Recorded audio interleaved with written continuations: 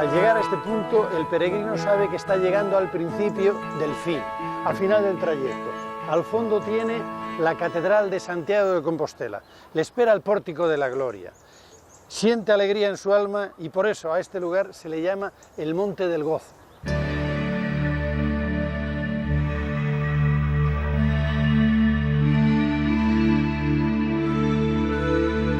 Desde hace más de 1000 años, todos los días llegan a esta plaza del Obradoiro cientos de personas de todo el mundo para venerar la tumba del apóstol Santiago.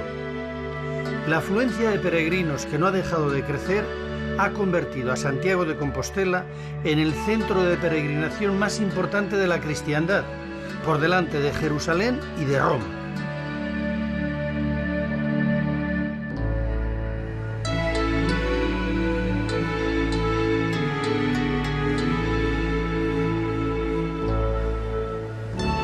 Este es el final del camino, y lo fue desde la construcción del Pórtico de la Gloria.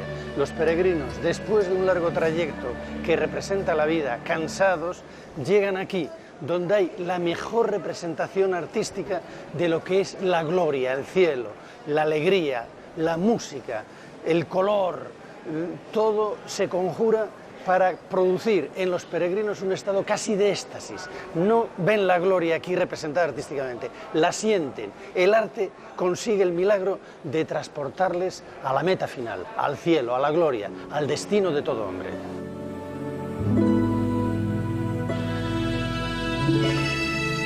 El Pórtico de la Gloria es la entrada principal de la catedral y es obra del taller del maestro Mateo, que recibió del rey Fernando II el encargo de acabar la Catedral de Santiago empezada un siglo antes. Tan orgulloso estaba de su pórtico el maestro Mateo que la firmó en los dinteles. En ellos dejó escrito que él mismo dirigió la obra desde los cimientos de los mismos portales hasta la colocación de los dinteles en el año 1188. Además, según dice la tradición, se representó a sí mismo. Él es la figura arrodillada del interior del Parteluz conocida como el Santo dos Croques. Se llama así por la creencia popular de que dando con la frente en su cabeza transmite parte de su sabiduría de arquitecto. La iconografía del pórtico es una representación de la gloria basada en el Apocalipsis de San Juan. Este es uno de los grandes monumentos románicos del mundo donde se anuncia ya el naturalismo que va a imponer el arte gótico en el siglo siguiente. Es tanta la naturalidad y la serenidad de las figuras del maestro Mateo que da la sensación de que han sido trasladadas a la piedra mientras estaban de conversación. Esta nueva forma de entender la escultura, que refleja el estado anímico de los personajes, la podemos ver en las estatuas columnas de la puerta central y de una forma magistral en la sonrisa del profeta Daniel, o en la serenidad de Santiago, que parece saludar a sus peregrinos desde el centro del Parteluz.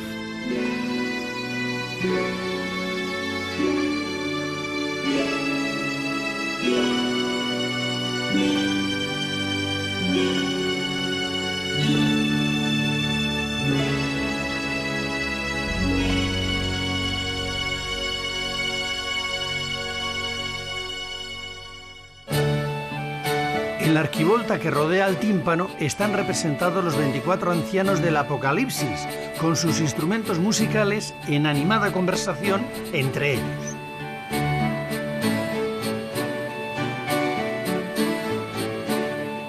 Es tanto surrealismo que un grupo de musicólogos de todo el mundo, con el patrocinio de la Fundación Barrié de la Maza, estudiaron a fondo los 21 instrumentos musicales que llevan los ancianos para fabricar una réplica de los originales.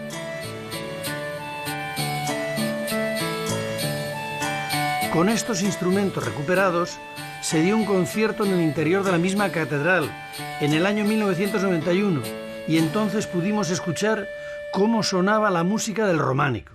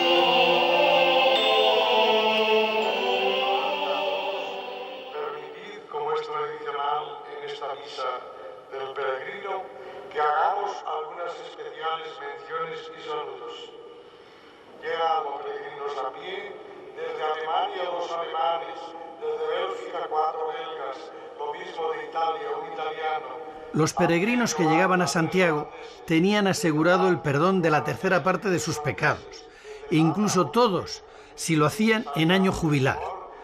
Esta indulgencia plenaria también amparaba a los que morían en el camino.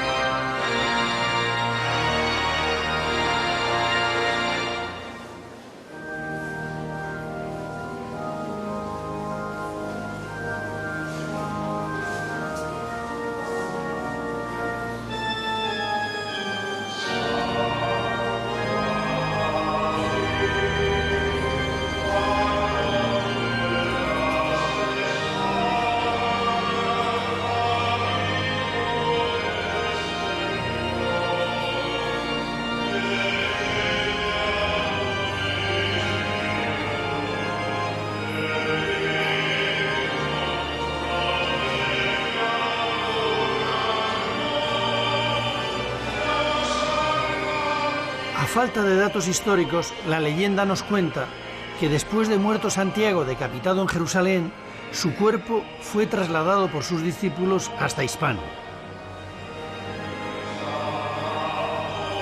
Después de un viaje milagroso gobernado por la mano divina, llegaron a Iria Flavia, actualmente Padrón, donde desembarcaron. Sus restos fueron sepultados en un mausoleo que con el paso del tiempo desapareció.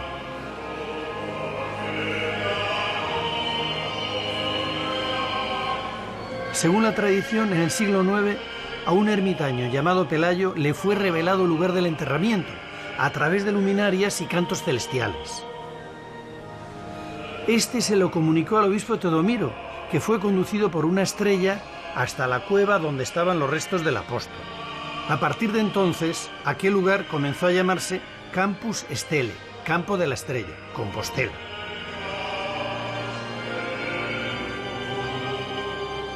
Esta es la lápida de la sepultura del obispo Teodomiro que apareció hace unos años en unas excavaciones dentro de la catedral.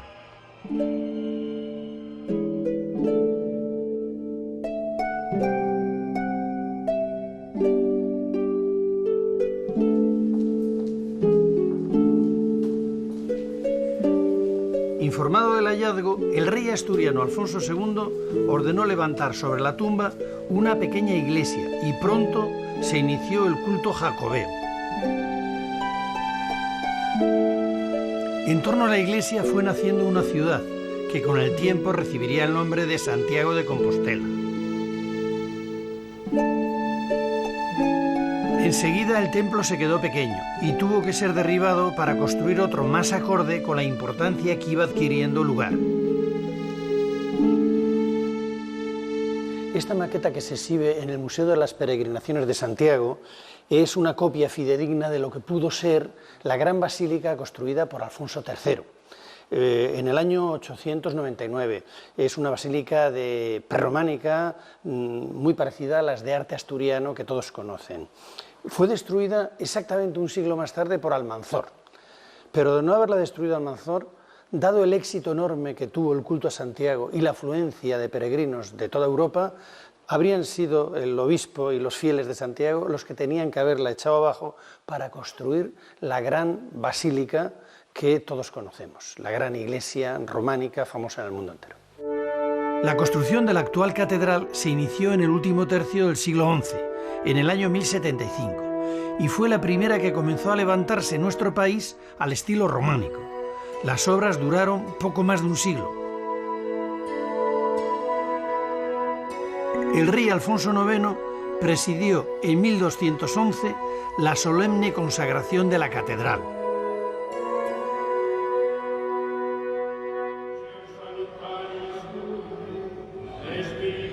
En esta recreación virtual puede verse cómo debía ser recién terminada.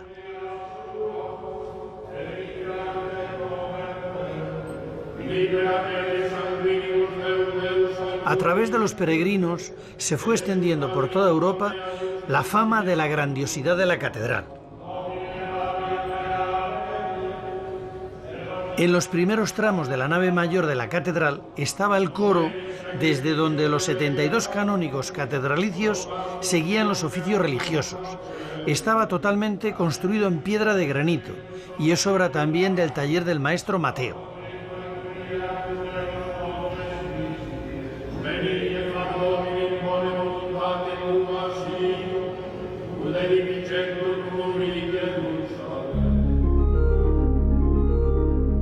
El coro pétreo fue desmontado en el siglo XVII.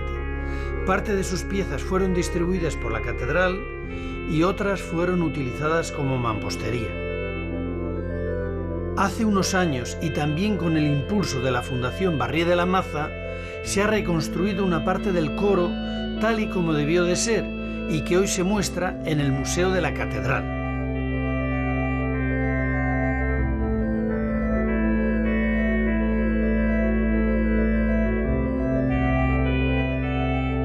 Así como el exterior de la catedral ha sufrido grandes transformaciones a lo largo del tiempo, su interior es muy parecido al que pudieron ver extasiados los asistentes a su consagración. Es de planta de cruz latina de 3 naves. Rodeando la nave central y el crucero se levanta una tribuna muy amplia que servía para acoger a los peregrinos que allí descansaban.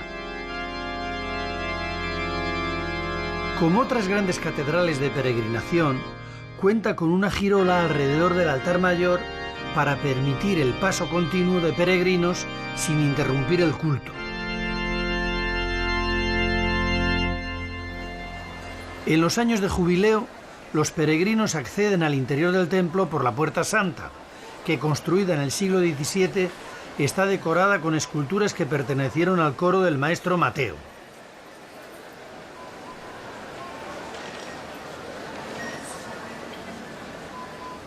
En el interior, la Puerta Santa da la girola y también está decorada con otras 2 figuras, esta vez policromadas, del desaparecido coro pétreo.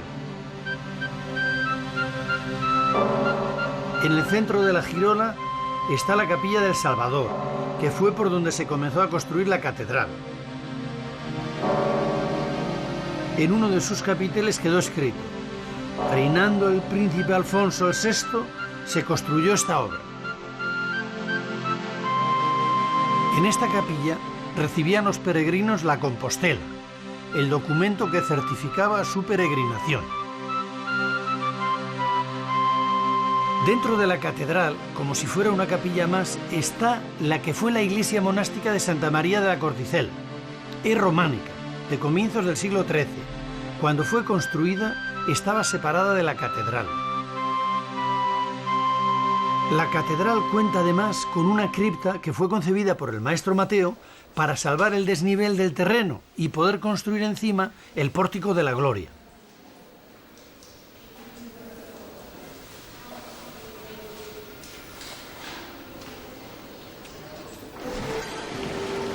La fachada de platerías es la única románica que queda en la catedral. Está formada por una doble puerta, flanqueada por sendas ventanas. Su decoración sobrecargada de figuras, colocadas en muchos casos anárquicamente, parece un catálogo de temas escultóricos del románico.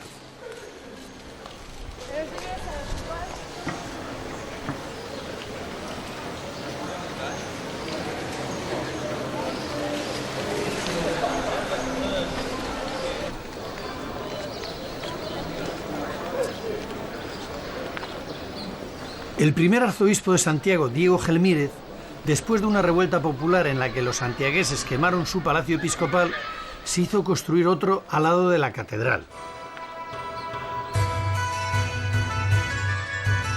El nuevo palacio comenzó a levantarse en el primer tercio del siglo XII y es uno de los mejores ejemplares del románico civil en España.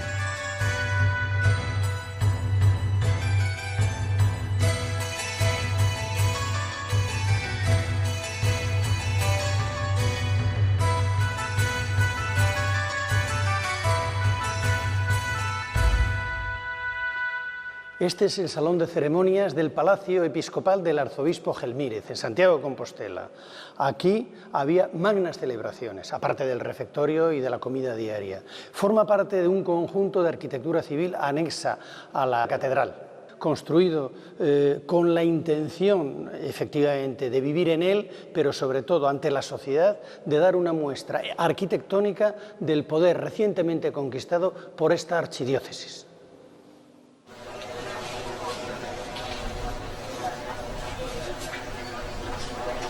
Tras cumplir con el santo, los peregrinos visitaban la ciudad y compraban, como ahora, recuerdos de su paso por Santiago. Los más solicitados eran las conchas de vieiras y las figuras de azabache. Eran tantos los artesanos que trabajaban el azabache que dieron origen a un barrio de Santiago llamado la Azabachería. La figa, un amuleto contra el mal de ojo, era una de las figuras preferidas por los peregrinos. Vaya, vaya, Javier, así que te dedicas a hacer la higa, pero en escultura, la figa, sí, en azabache. ¿Qué tiempo te ha llevado a hacer esta? Sobre 3 horas. 3 horas.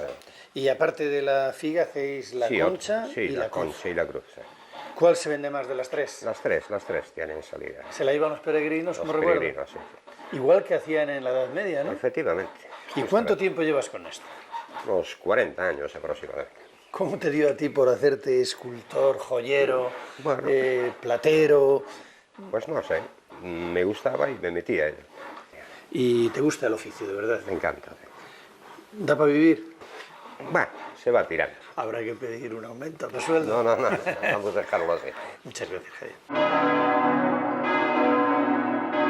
Después de admirar la catedral, el peregrino tiene a su disposición en el mismo Santiago y en sus alrededores otros monumentos románicos.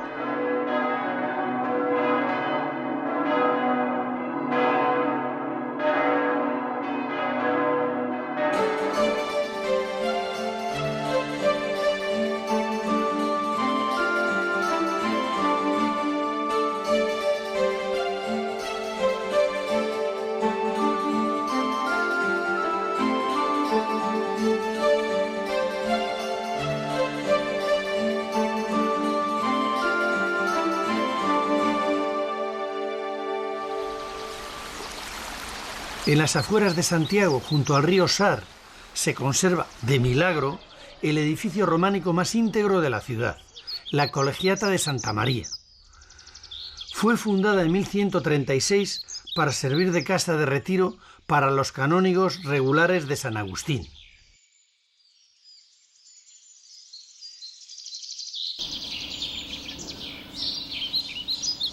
Su claustro, que aún tiene un ala de estilo románico, se cree que fue construido por el taller del maestro Mateo.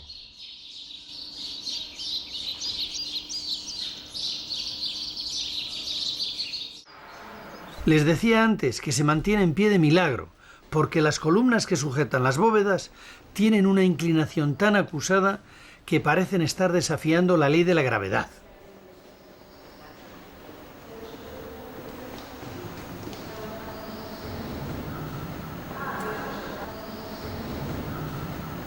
El secreto de que no se haya caído está en los contrafuertes laterales, que se encargan de mantener en pie a la iglesia.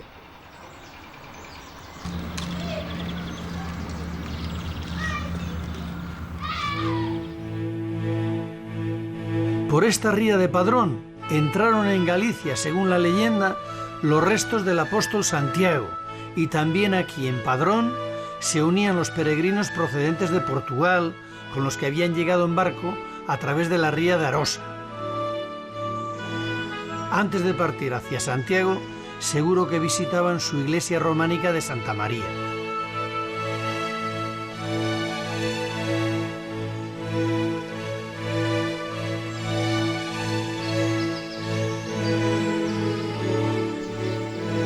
Junto a esta otra iglesia en Melide, se unían al llamado Camino Francés los peregrinos que habían seguido la ruta del norte a lo largo de la costa cantábrica.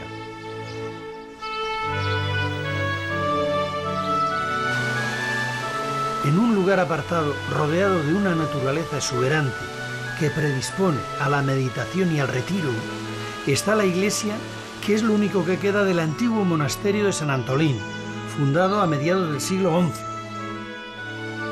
La iglesia es un bonito ejemplar del románico rural primitivo. Tiene una sola nave rectangular con un ábside cuadrado. Después, esto que veis aquí diferentes sillar. Esto fue un añadido posterior. Desde aquí veis, se ve en el muro, es un añadido posterior ya del siglo XIX. En el interior guarda un estupendo calvario románico de madera policromada, muy bien trabajado y de una gran expresividad.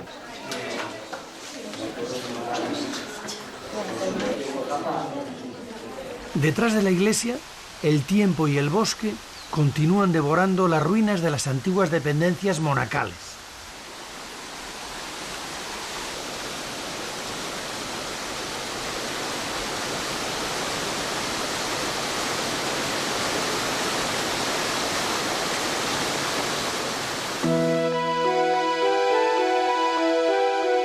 Este es el monasterio de Sobrado, que sigue albergando una comunidad de monjes cistercienses y fue uno de los más importantes de Galicia. Era tan grande su fama que los peregrinos se desviaban de sus caminos para venir a rezar y venerar sus reliquias. El monasterio fue fundado en el año 1142 por 12 monjes y un abad procedentes de Claraval, que llegaron hasta aquí con la misión de crear la primera fundación del Císter en España, como consta en la carta fundacional que aún se conserva. Como casi todos los monasterios con poder económico, este también se fue adaptando con el paso del tiempo a las nuevas corrientes arquitectónicas. Del románico solo queda la sala capitular y la cocina, ambas de comienzo del siglo XIII.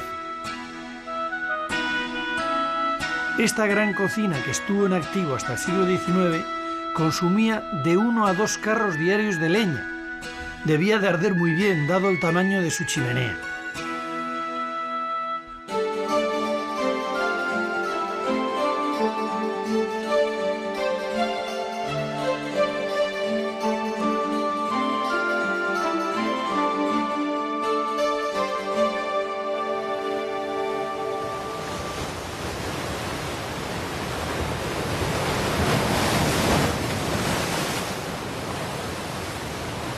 Además de las vías terrestres que atravesaban España, había otra vía alternativa por mar, que llegaba a los puertos de A Coruña y el Ferrol. Era el llamado Camino Inglés.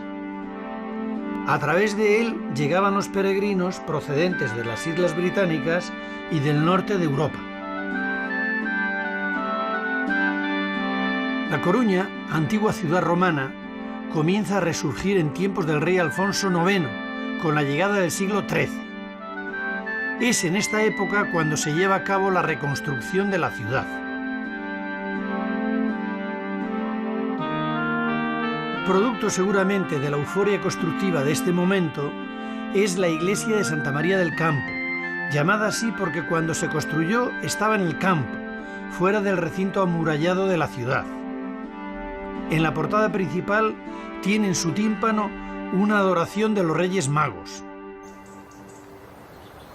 La otra iglesia románica de La Coruña es la de Santiago, que presume de ser la más antigua de la ciudad, de mediados del siglo XII. Su cabecera es muy llamativa, con 3 ábsides escalonados e interesantes canecillos. A pesar de los 2 incendios que ha sufrido a lo largo de su existencia, ha mantenido un románico muy puro.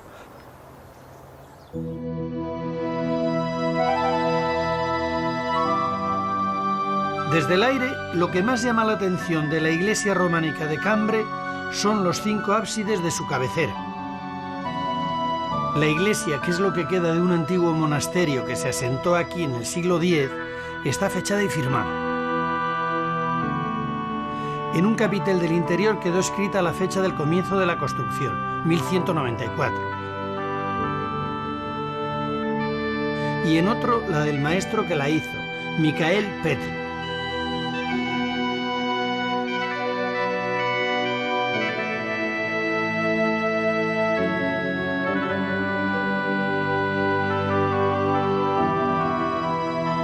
La iglesia de 3 naves y un crucero está organizada en función de la girola que rodea el altar y tiene 5 capillas, una en cada ábside.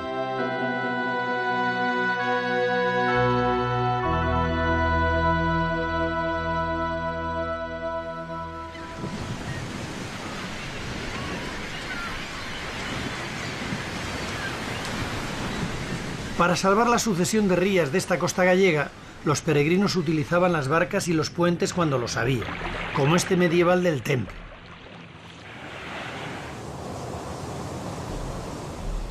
Esta pequeña iglesia de San Juan de Vilanova debió ser una de las primeras construcciones del románico gallego. Es de mediados del siglo XI. Su ábside está construido al estilo lombardo, con arquillos ciegos bajo el alero. Vigilando la ría de Betanzos, en lo alto de Breamo, está la iglesia de San Miguel. Lo primero que llama la atención es su solidez. Parece una fortaleza, con puertas y ventanas muy pequeñas. En una de sus paredes tiene la fecha de construcción, 1187. Inicialmente fue un monasterio de canónigos regulares agustinos. En su interior guarda una curiosa imagen románica de San Miguel pesando almas con la balanza.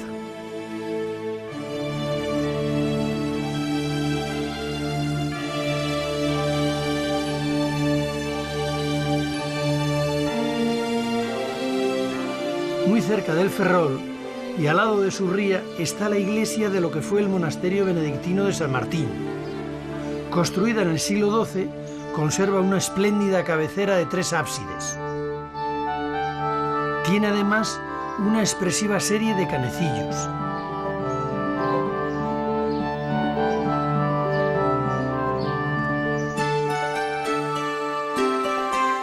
Terminada la peregrinación, muchos peregrinos regresaban a sus casas, pero otros proseguían hacia lo que entonces era el fin de la tierra, Finisterre. Santiago, el fin de todos los caminos, se convertía así en el punto de partida de otro camino con destino al fin del mundo conocido, un lugar también cargado de románico.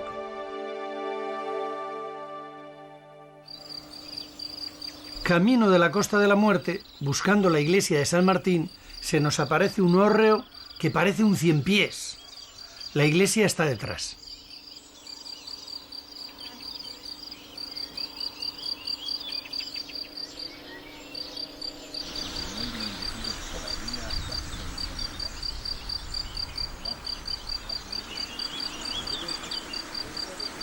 Ya muy cerca del mar, en Cereixo, su pequeña iglesia de románico rural tiene un curioso tímpano que representa el traslado en barca del cuerpo sin vida de Santiago hacia Galicia.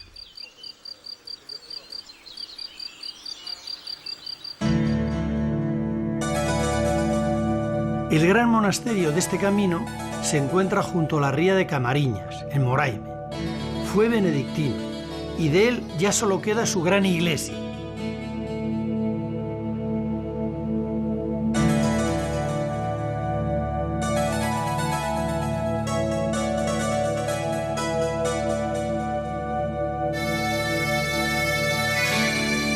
En una de sus portadas, profusamente decorada, destacan sus estatuas columnas al estilo de Santiago.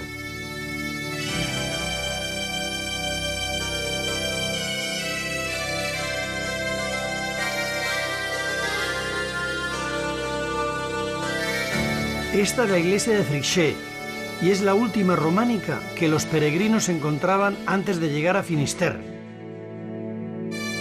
Tiene el ábside cuadrado.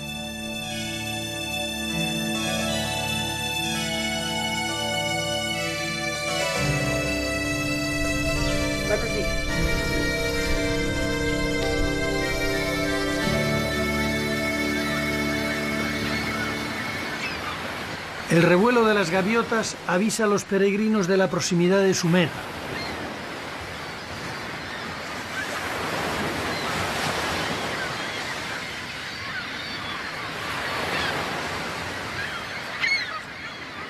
Esta es la iglesia de Santa María en el pueblo de Finisterre. A pesar de las reformas y añadidos que ha sufrido, todavía se pueden ver detalles de sus orígenes románicos.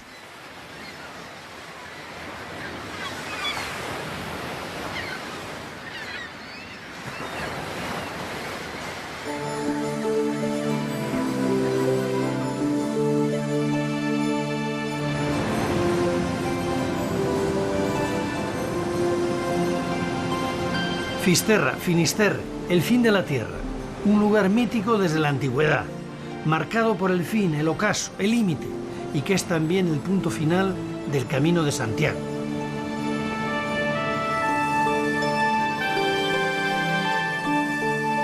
El Cabo de Finisterre era para los peregrinos el final del mundo conocido, el lugar al que había que llegar para emprender el retorno hacia la resurrección, la puerta del más allá.